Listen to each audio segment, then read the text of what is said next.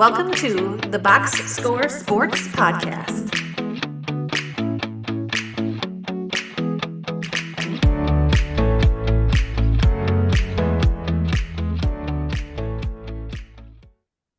Yeah, exactly. Your last team, right? Your last team? Yeah.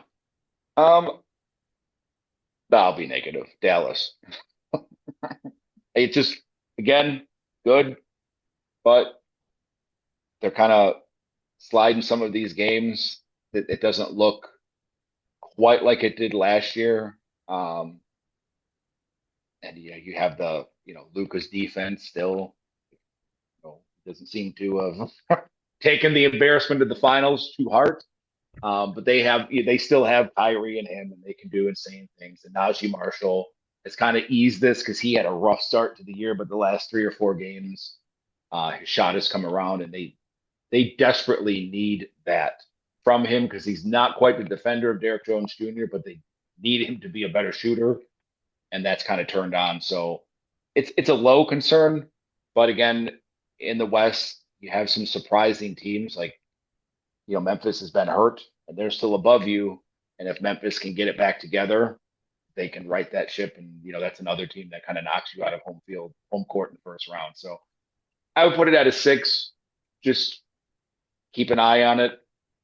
But, I expected Dallas to come out hot and then kind of ease off, opposed to now you got to play catch up or stay just close in contact with those higher seeds, opposed to all right, we got one. If we can rest the guy this game. Yeah, no, that's a good point. Yeah, and again, it's just like it's funny because what we're seeing a lot too with some of these teams like the Wolves, and the Knicks, and trying to think like when you make big additions or you lose people that are big, it just takes time to play basketball and get people going. So you had something going last year with Derrick Jones Jr. and that, and now all of a sudden you add Klay Thompson and Marshall. Now you got to get the chemistry going and figure out get people. Caruso, we talked about him. So I just think like that's part of it is you got to get used to playing with Klay Thompson and Marshall, and you got to and that will I think get better as the season goes on. What's your concern meter at with them? 6, just enough to be like similar to Denver, like just enough that you're like, okay, if something doesn't quite continue to connect, it gets late fast, or you get far enough behind that now you're like, we got to get out of the play-in. We don't want to go from play-in and then have to play these top teams. Um, so again, I had them in the contender tier. I don't. Yeah, they're obviously not out of it yet, but again, when you get some surprises like Houston and Memphis be able to stay up there, or I should say Golden State is probably the biggest surprise being way up there. All right, you're there's only 4 seeds that get home court, and if 2 of these teams are going to stay good, yeah, you might be out of that. Yeah, I agree. I agree with you on that. They got to be careful, and again. So we're also talking about them being contenders. So it's important. You want to make your road as easy as possible. Okay, so let's see here. I'll just throw two quick at ones at you just because for time purposes. I wanted to go with the Spurs. They're 10-8 right now. They have found a stride. Um, you and I both, let's see here. I think we both I think still had what's that? I think we had a lottery for both Yeah, of yeah, them. we're just outside. Like we had them the last team right outside the lottery. But now they're 10-6. I mean 10-8. It seems like they're starting to figure things out, and Wembanyama is starting to. He had a couple big games. What's your confidence meter in them moving forward as maybe jumping into a play-in team?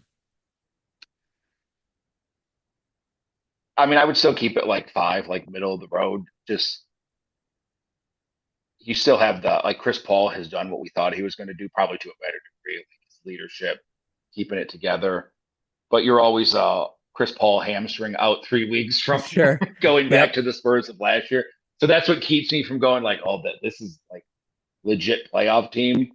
Um, and it just again comes down to Victor. I mean, his stats are almost dead identical to last year. So he has those games where he's just otherworldly, and other times you're like, I don't know if I want him shooting 11 threes. That comes and goes, but their offseason additions have bolstered them to, again, maybe they can sneak into the play-in, but I think it's again a case of the West is so darn good that by default they'll fall back out. Yeah, you might be right. There is one team I want to talk that I'll bring up real quick, and I'll just move off this point. As far as the 3-point shot, it was really rusty to start the season, but the last couple games he's shot 66, 50, 50, 30, 30, 42% of shooting, all about 14 threes a game, 12, 16, 13, 13, 14. So maybe he's figuring it out a little bit. But his defense, he had one game where he had 7 blocks.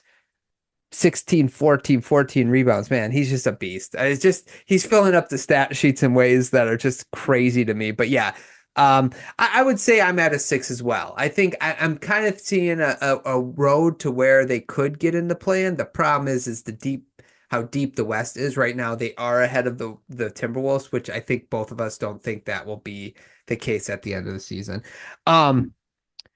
Okay, let's talk about this last team real quick. Clippers. I have to bring them up because I'm going to be 100% honest. Me and you picked them as lottery teams, partly because I was spiteful that they did not re-sign Paul George, but also partly was the Kawhi Leonard thing. But the pieces they've seemed to put around James Harden with Derek Jones Jr. and Dunn, and like Mo Bamba's making plays for him right now, Kevin Porter Jr., Nick Batum, it has seemed, and then like Norman Powell shooting the lights out of the ball. It seemed it has worked out so far. They are 11-8, 5th in defensive rating, 22nd in offensive rating. They're the 6th seed right now, and they don't have Kawhi yet. And maybe they won't the entire season. Who knows? What's your panic meter in our prediction that they would be a lottery team? 6.5. Okay. I was just going through their like games, and they have a few good wins on here, but they've kind of beat up on, some mediocre to worse teams. It's kind of bolstered them, which play the games that are on your schedule, right? Like nothing against that. And they were fortunate to get the Sixers twice already, so that's 2 free wins. But again, I think the West will grind them down, but they might be able to get that back of the play-in if some of these other teams struggle. But it's just hard. Like when you have the standings up, you're like, okay, Minnesota could replace them, but Sacramento's underwhelmed, San Antonio's overwhelmed. But they should probably at this rate maybe be a little better than San Antonio. So 10 seed, I can see it. So our prediction of the wheels are going to fall off and burn has not happened. And the credit probably goes to Ty Lue because he's good and he's earning his money this year. Yeah, it might be like he's just coaching defense, and like James Harden does what he wants on offense is basically what it comes down to. So that's why they're 5th in defense and 2nd in offense. The one thing that we said last year about the Clippers is they were just not athletic enough. They go out and get a bunch of athletic players, surround James Harden with them players, and all of a sudden they find ways to win. I don't think it means that they'll have success in the playoffs, honestly. We'll wait to talk about that then. But it might be a recipe for a successful regular season. I thought for sure they'd be blowing it up by the trade deadline, and now I'm not too confident in that prediction. My panic meter and my prediction is like 7.5 right now. So it's up there. Mine, I went 6.5. It's creepy. It's creeping up as these, like they just blew out the Sixers or whatever. Like, and I didn't go look at their schedule coming up because you never know who's going to actually play in some of these games. But yeah, they are definitely better than it.